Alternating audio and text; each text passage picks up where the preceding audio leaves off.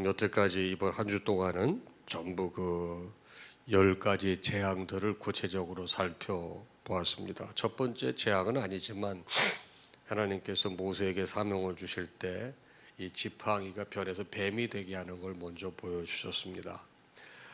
그걸 가지고 이제 바로에게 나가서 얘기하지만 그 뭐 열흘 삶은 호박에 이도 안 묶일 정도로 바로가 거절해 버리죠. 그래서 그 다음에 이제 본격적으로 재앙을 이제 드러나게 하시는 첫 번째 재앙이 여러분 너무나 잘 아시는 피재앙이 되겠습니다. 이 피재앙은 애굽 땅에는 액체, 뭐 담겨 있는 물에 담겨 있는 물이건 뭐 강에 있는 물이건 냇가에 있는 물이건 전부 다 이것이 피로 변하는 재앙이었습니다. 그래도 뭐 끄떡도 안 하죠. 두 번째는 개구리 재앙이 되겠습니다. 개구리가 뭐 나타나서 막 다 썩죠.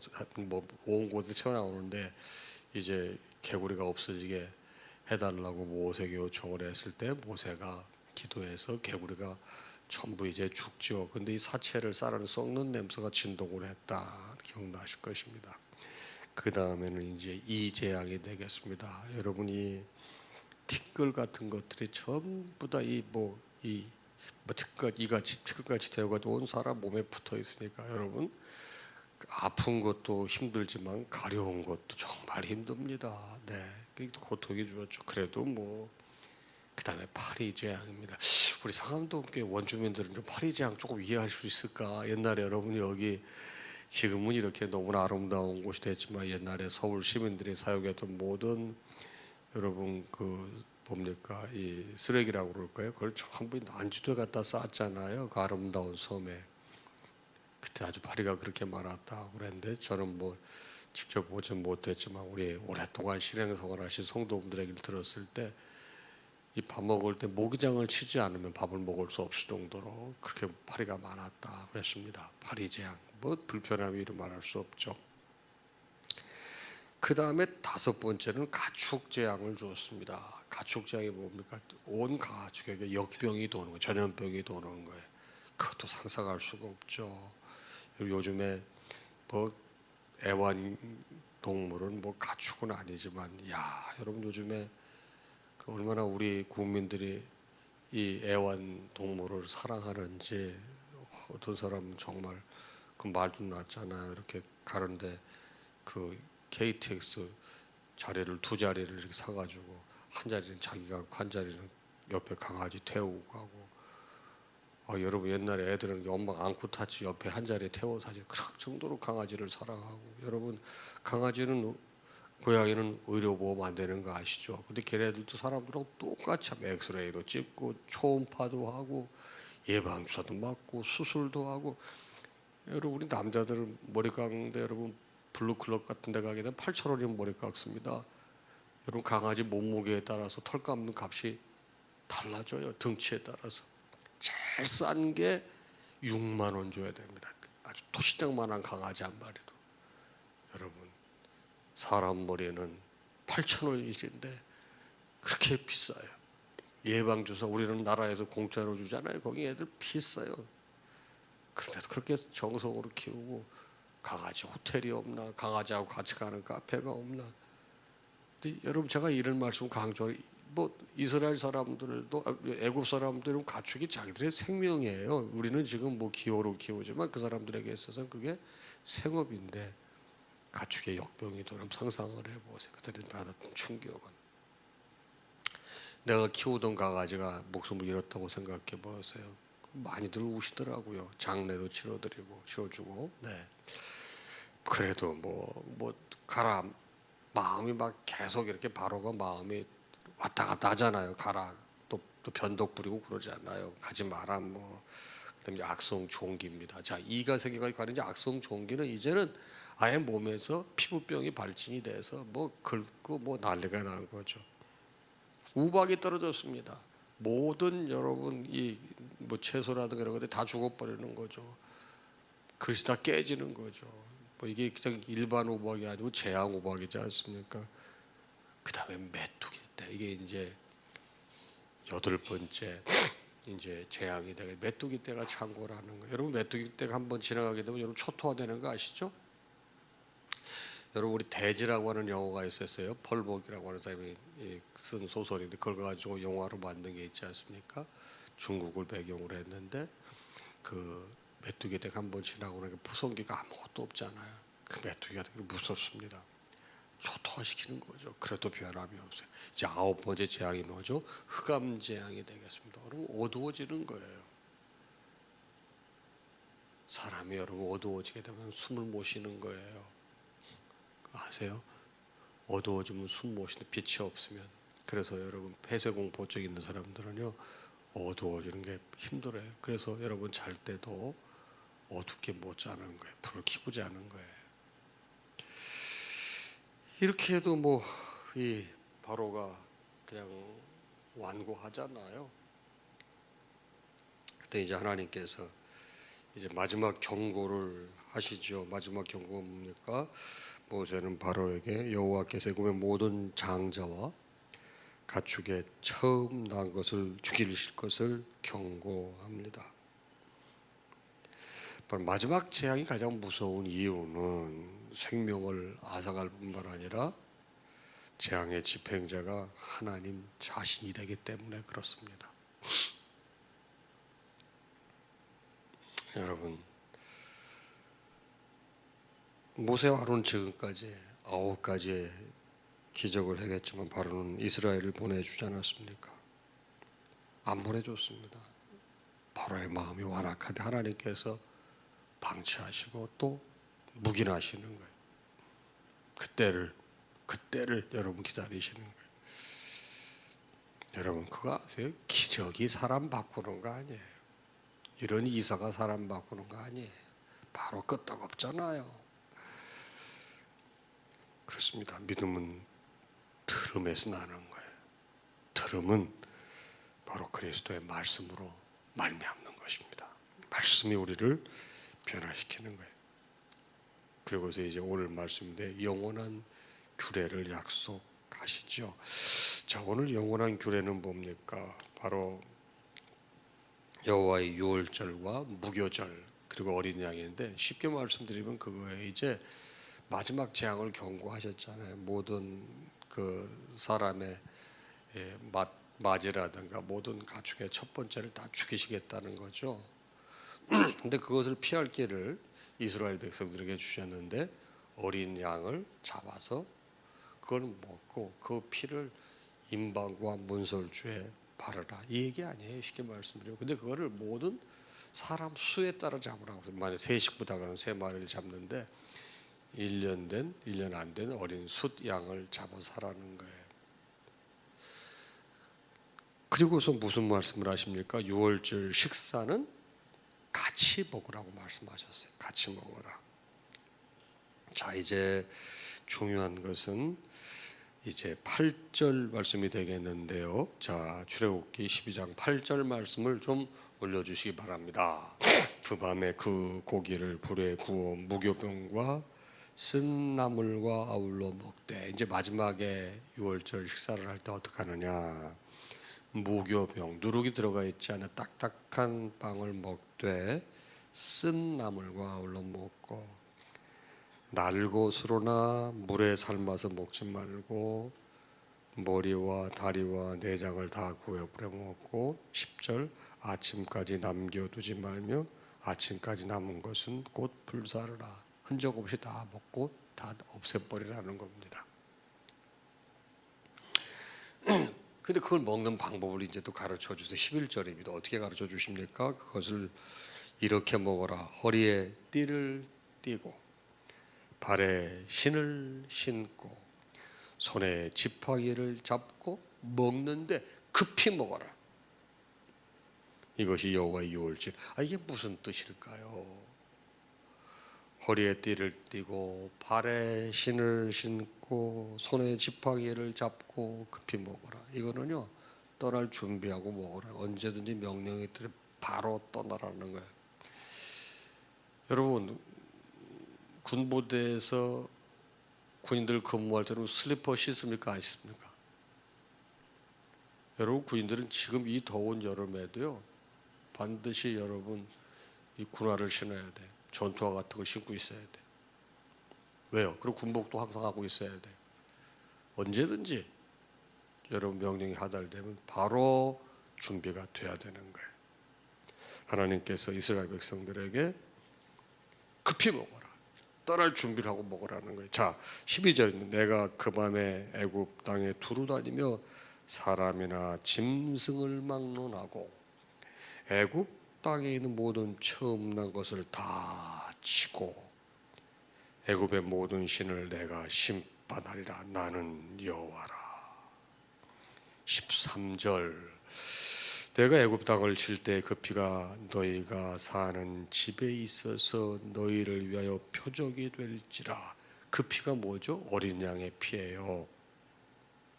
내가 피를 볼 때 너희를 넘어가려니. 그 유월, 월담한다 그러지 않습니까? 담을 넘어선다. 바로 그 집을 넘어가는 거예요. 그 집의 생명을 살려주는 거예요. 넘어가려니 재앙이 너희에게 내려 멸하지 아니하리라. 너희는 이 날을 기념하여 여호와의 절기를 삼아 영원한 규례로 대대로 지킬지라. 이게 여러분 6월절에. 그럼 무교절은 뭐냐? 그 다음날 일주일을 말하는 거예요. 그래서 15절인데 이제 성경에서는 6월절과 무교절을 같이 치지만 내용은 이해하셔야 될 것 같아요. 너희는 이래 동안 무교병을 먹을지니까 6월절 절기를 주시면서 이거 지키는데 너희들이 출애굽한 절기인데 이걸 지키는데 일주일 동안 뭘 먹냐? 무교병을 먹을지니 그 첫날에 누룩을 너희 집에서 제하라. 없애버려라. 누룩이 보이지 않게 하라. 무릇 첫날부터 일곱째 날까지 유교병을 먹는 자는 이스라엘에서 끊어지리라. 자, 누룩을 넣은 음식을 먹지 말라는 겁니다. 그리고 16절에 보니까 이제 성회 말씀하시는 거예요. 너희에게 첫날에도 성회요 일곱째 날에도 성회가 되니 너희는 이 두 날에는 아무 일도 하지 말고 각자의 먹을 것만을 갖출 것이니라. 17절 너희는 무교절을 지키라. 이날에 내가 너희 군대를 애굽 땅에서 인도하여 세웠음이라. 그러므로 너희가 영원한 규례로 삼아 대대로 이 날을 지킬지다. 그 다음 말씀은 여러분 이 15절 말씀, 16절 말씀과 유사한 내용의 말씀들이 되겠습니다. 자, 이것이 오늘 여러분과 저에게 주시는 말씀이에요. 자, 어린 양이 누구예요? 예수 그리스도의 예표 아니겠습니까? 그렇습니다. 6월절의 주인공은 예수 그리스도 어린 양이 됩니다. 자, 아까도 잠깐 말씀을 드렸지만 이스라엘 백성들은 어린 양을 잡되 가족대로 어린 양을 취하라고 그랬습니다. 여러분도 저도 예수님 영접할 때 한 사람이 개개인으로 예수 영접하는 거지 가족 집단적으로 예수를 영접하는 게 아니에요. 이해하시죠? 네. 예수 그리스도 믿는 믿음도 여러분 개개인이 신앙 고백에서 믿음을 갖는 것입니다. 그래서 여러분과 제가 예수를 영접할 때 하나님의 자녀가 되는 권세가 우리에게 주어지는 거예요. 그런데 6월절 식사는 개개인이 먹는 게 아니고 가족 단위의 식사가 되겠어요. 여러 영적인 의미가 있어요. 이건 무슨 뜻이에요?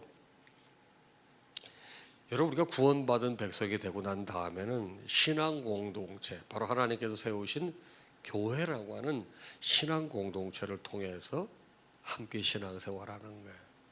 자, 여러분 신앙 공동체가 가정이잖아요. 여러분 가정에는 여러분 어머니 아버지가 계시고 또 할머니 할아버지도 계실 수도 있고 그러지 않습니까? 그런데 아이들이 자랄 때 여러분 아이들은 태어날 때 여러분 완전히 야생동물 같다는 거 우리는 악설을 믿잖아요. 아이들 태어나면서 자랄 제일 먼저 배우는 게 싫어부터 배우는 거예요. 싫어부터 노.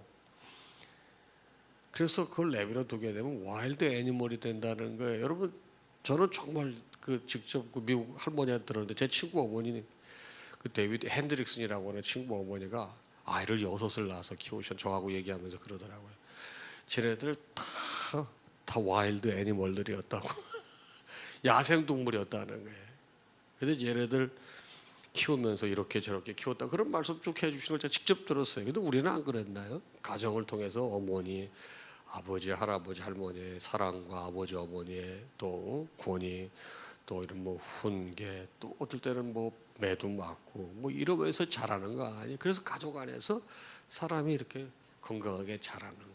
요즘 사람은 누구든지 이 성인이 되는 데는, 이건 이제 심리학에서 이제 교류 이론이라고 하는데 이런 원리가 있어요. 저는 첫 번째 우리가 그걸 P라고 하는, PI라고 하는 Parent Identity, 그래가지고 부모의 정체성이 아이들에게 영향을 주는 거예요. 성장할 때 부모가 어떤 삶을 사느냐가 애들한테 가장 영향을 많이 주다. 두 번째는 Child Identity, 그래서 아이 정체성이라고 해요. 아이가 성장하면서 이런 거 저런 거 보면서 자기가 배워가면서 자기의 자아를 형성해 가는 거를 우리가 Child Identity라고 그래요. 그러면 여러분, 이 사람이 성장하면서 이제 어른이 되잖아요. 그래서 두 가지 영향을 받아서 Adult Identity, 어른 바로 정체성이 형성된다고 믿는 거예요. 그러니까 부모의 영향이 그것도 제일 크고, 부모의 영향을 받아가면서 어린 시절을 살아갈 때 이 두 개가 서로 상호 교류를 하면서 성인이 되어 간다는 거예요. 그러니까 여러분, 신앙 공동체에서 부대끼면서 어떨 때는 은혜도 받고 야단도 받고 상처도 받고 어떨 때는 소외감도 느끼고 또 위로도 받고, 가정이 그렇지 않습니까? 여러분, 부모님한테 매 맞으면 상처받는 거죠. 뭐 이런 거 저런 거 하면 성장해 가듯이 신앙이 그렇게 성장해 간다는 거예요. 자, 6월절 식사가 어린 양의 피를 말하는 동시에 여러분, 음식은 뭐를 말하는? 말씀을 말하는 거예요. 여러분, 그렇습니다. 여러분, 그래서 신앙생활은 예수 영접하고 난 다음에 교회라고 하는 신앙 공동체를 통해서 성장해 가는 것이 되겠습니다. 자, 두 번째 말씀은 여호와의 유월절인데요. 아까도 말씀드렸지, 유월절 음식을 먹을 때 급히 먹으라고 말씀하시는, 이건 무슨 말씀이에요? 언제라도 출애굽의 명령이 떨어지게 되면 바로 애굽을 떠나야 하기 때문에 그렇습니다. 그런데 거기에 중요한 게 바로 뭐예요? 바로 유월절이, 여러분, 바로 하나님의 심판이, 재앙이 시작됐을 때 주님께서 피를 보신다고 그랬어요. 어린 양의 피를 보고 죽음의 신이 넘어가는 거예요. 여러분, 예수 그리스도께서 여러분 우리를 구원하시기도 보혈을 흘려주셨거든요. 그렇습니다. 하나님께서 보시는 것은 우리의 공적 같은 거 안 보세요. 우리의 인물 안 봐요. 우리의 재물 보지 않으세요. 뭐 보는 거예요? 너희가 내 어린 아들, 내 어린 양 예수 그리스도의 피를 소유했느냐 안 했느냐, 이것만 보시지 않습니까? 이게 핵심이에요. 마지막 말씀입니다. 무교절을 일주일 동안 지키라고 그랬어요. 6월절 후에 일주일이 무교절인데 그때는 무교병만 먹으라고 그랬거든요. 바로 이 무교병은 뭡니까? 구원받은 자들의 바로 신령한 음식을 말하는, 하나님 말씀을 말하는 거예요. 말씀에 다른 게 첨부되면 안 돼요. 여러분, 계시록에도 그런 말씀이 있지 않습니까?